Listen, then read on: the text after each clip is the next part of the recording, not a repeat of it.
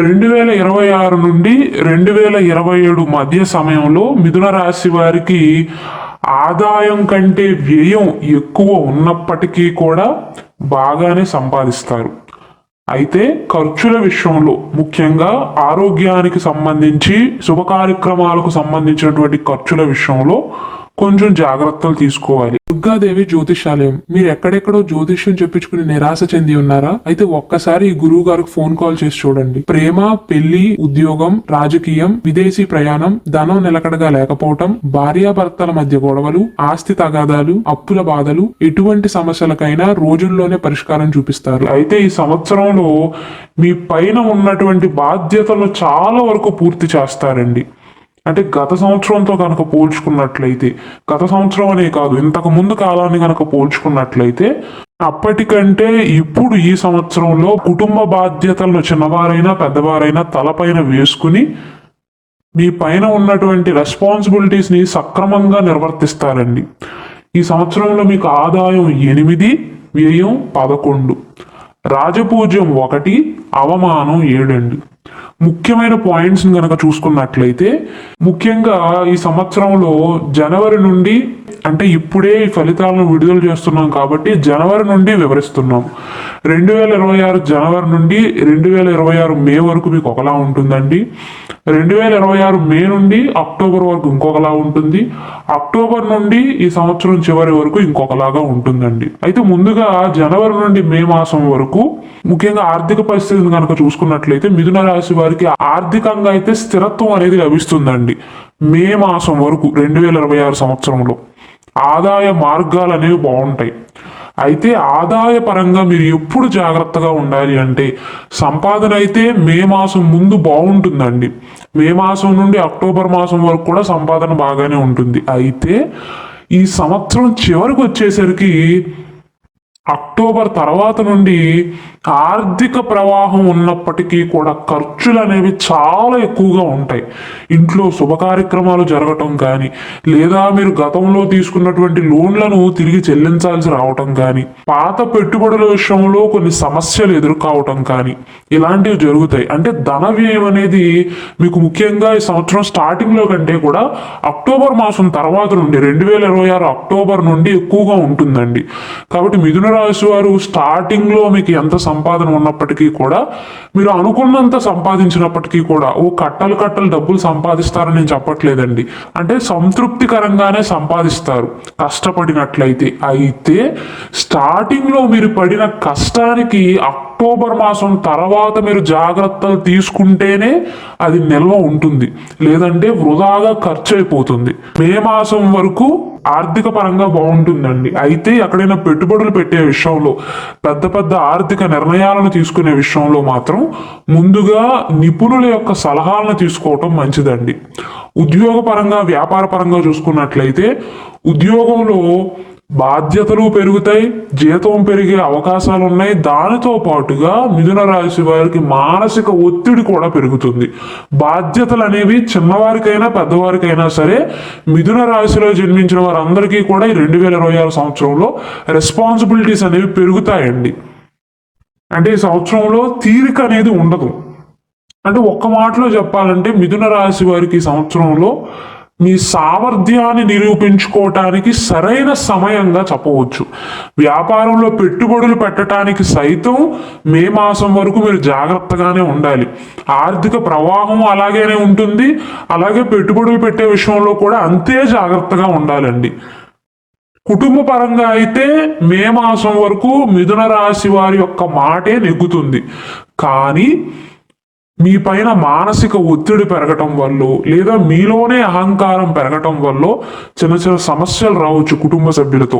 వివాహ ప్రయత్నాలు అనేవి ఫలిస్తాయండి. ఎందుకంటే గురువు జన్మంలో ఉండి 7వ ఇంటిని వీక్షిస్తాడు. 7వ ఇల్లు అనేది కలెక్టర్ స్థానం అవుతుంది, వివాహానికి సంబంధించినది. కాబట్టి వివాహ విషయంలో అయితే అడ్డంకులు అనేవి స్టార్టింగ్లో ఉండవు. ఆరోగ్యపరంగా చూసుకున్నట్లయితే ముఖ్యంగా ఈ సంవత్సరంలో మే మాసం ముందు వరకు అయితే బరువు విషయంలో జాగ్రత్తలు తీసుకోవాలి. మిథున రాశి వారు బరువు పెరిగే అవకాశాలు ఉన్నాయి. మీ జీవన శైలిలో కూడా మార్పులు చేర్పులు చేసుకోవటం మంచిదండి. కేవలం సంపాదన పైనే, కెరీర్ పైనే, లేదా కుటుంబ సభ్యులపైనే దృష్టి పెట్టకుండా గృహిణులు సైతం అండి ఆరోగ్యం విషయంలో జాగ్రత్తలు తీసుకోండి. ముఖ్యంగా మీరు బరువు పెరిగే అవకాశాలు ఉన్నాయి. వ్యాయామం చేయండి, రోజు కొంచెం సేపు ఎక్సర్సైజ్ చేయండి, నడవటం మంచిది. ఆరోగ్య విషయంలో మాత్రం శ్రద్ధ అవసరం. జనవరి నుండి మే మాసం వరకు కాలం అయితే బాగానే ఉంటుందండి, ఎబో యావరేజ్ కాలంగా చెప్పవచ్చు. 2026 మే నుండి అక్టోబర్ వరకు చూసుకున్నట్లయితే ఆర్థిక పరిస్థితి అనేది ఇంతకు ముందు కంటే బాగుంటుంది. ధనస్థానంలో గురువు ప్రవేశం తర్వాత ఊహించని ధన లాభాలు, వారసత్వ ఆస్తులు కానీ, భూముల నుండి ఆదాయం లభించటం, రుణ సమస్యలు అనేవి తీరటం జరుగుతుంది.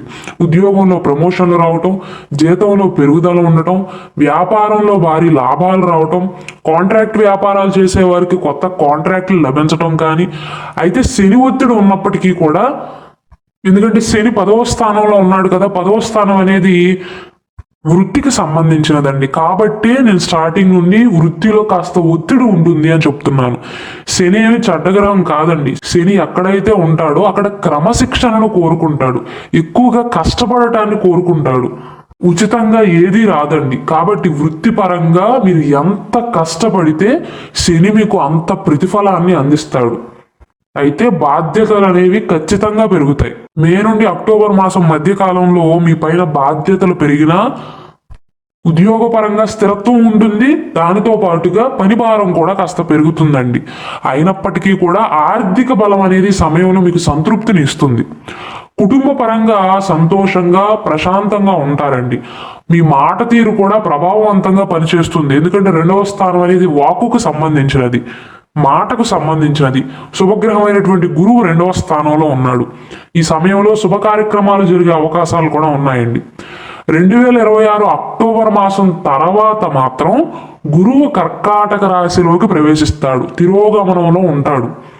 కాబట్టి ఈ సమయంలో అక్టోబర్ మాసం తర్వాత నుండి నేను ఇంతకుముందు చెప్పినట్లుగా ఈ మిథున రాశి వారు స్టార్టింగ్ నుండి జనవరి నుండి అక్టోబర్ మాసం వరకు మీరు కూడబెట్టింది ఒక లెక్క అయితే, అక్టోబర్ మాసం తర్వాత ఆర్థికపరమైనటువంటి విషయాలలో, ఆర్థికపరమైనటువంటి లావాదేవీలలో జాగ్రత్తగా ఉండటం ఇంకొక లెక్క. ఎందుకంటే పాత సమస్యలు మళ్ళీ తెరపైకి వచ్చే అవకాశాలు ఉంటాయండి. ఆర్థికంగా బాగున్నప్పటికీ కూడా ఊహించని ఖర్చులు ఉంటాయి. ఖచ్చితంగా మీరు అక్టోబర్ మాసం తర్వాత నిల్వ ధనాన్ని చేతిలో ఉంచుకోవద్దండి. ఎక్కువగా ఖర్చు చేసే అవకాశాలు ఉంటాయి. అలాగే ఎవ్వరికీ కూడా హామీలు ఇవ్వటం కానీ, ఎవరో ఏదో చెప్పారు ఎక్కువ మొత్తంలో రిటర్న్స్ వస్తాయని ఎక్కడ పడితే అక్కడ పెట్టుబడులు పెట్టడం కానీ, ఒకవేళ మీ ఇంట్లో ఏమైనా శుభ కార్యక్రమాలు నిర్వహించుకోవాలి అనుకుంటే అక్టోబర్ మాసం తర్వాత పెట్టుకుంటే మాత్రం మీ స్థాయికి తగ్గట్లుగానే చేసుకోవటం మంచిది. ఉద్యోగంలో పాత బాకీలు కానీ, పెండింగ్లో ఉన్న పనులు కానీ పూర్తి చేయాల్సి వస్తుంది ఈ సమయంలో. అక్టోబర్ మాసం తర్వాత మిథున రాశి వారు కొద్దిగా కష్టపడాలండి. అలాగే నిర్ణయాలను తీసుకునే విషయంలో కూడా ఆలస్యం జరగటం, తప్పుడు నిర్ణయాలను తీసుకోవటం కానీ, దానివల్ల నష్టపోవటం కానీ జరగవచ్చు.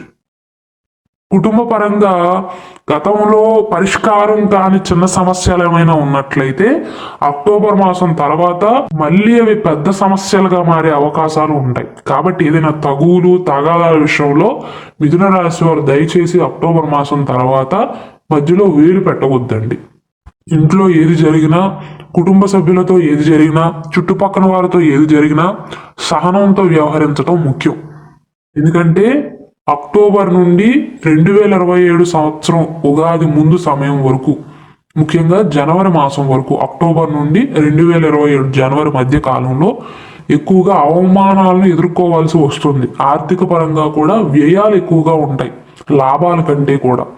మీరు ఎక్కువగా సుఖపడేది అక్టోబర్ మాసం ముందేనండి, ముఖ్యంగా ఆర్థిక పరంగా. అక్టోబర్ మాసం తర్వాత మాత్రం కొద్దిగా టైం అనేది ఆపోజిట్గా నడిచే అవకాశాలు ఉంటాయి. ఒకవేళ మీ వ్యక్తిగత జాతకం బాగుందనుకోండి, మీ లగ్న కుండలు బాగుంటే పర్వాలేదు, లేదంటే కొద్దిగా అవమానాలు ఎదుర్కొనే అవకాశాలు ఉంటాయి. పరిహారాల విషయానికి వస్తే మిథున రాశి వారికి 2026 సంవత్సరం ఓవరాల్గా అయితే బాగానే ఉంటుంది, కానీ అక్టోబర్ తర్వాత మాత్రం కాస్త జాగ్రత్తలు అవసరమే. కాబట్టి ఆ సమయంలో శని ప్రభావం తగ్గటానికి, గురు ప్రభావం తగ్గటానికి పసుపు రంగు వస్త్రాలను ధరించడం, దత్తాత్రేయ స్వామి వారిని ఆరాధించడం, శని ప్రభావం తగ్గటానికి శనివారం నాడు నువ్వులను దానంగా ఇవ్వటం, హనుమంతుణ్ణి పూజించటం మంచిదండి. ఒకవేళ మీరు చదవగలిగితే ప్రతి బుధవారం నాడు లేదా మీకు కుదిరిన బుధవారం నాడు విష్ణు సహస్రనామాన్ని పఠించటం సర్వ శుభకరంగా చెప్పవచ్చండి.